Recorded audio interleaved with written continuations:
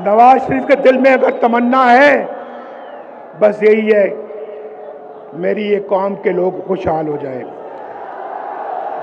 इनके घरों में खुशियां आ जाएं, इनके घरों में खुशहालियां आ जाएं, इनके घरों के अंदर रोशनी के चिराग जलें, इनको रोजगार मिले, इनको एक बाइज्जत पाकिस्तानी बनने का मौका मिले, बेरोजगारी ना हो, गुर्बत ना हो, बीमारी ना हो, जहालत ना हो। ये नवाज शरीफ चाहता है, ये नवाज शरीफ चाहता है। और मेरी दुआ है अल्लाह ताला से, अल्लाह ताला मेरे दिल के अंदर कभी भी कोई इंतकाम का जज्बा ना लेके आना।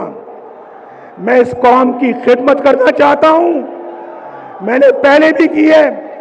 अल्लाह पाकिस्तान मुस्लिम लीग को और भी ताकत और तौफीक दे, ये खिदमत का सफर जारी रख सके।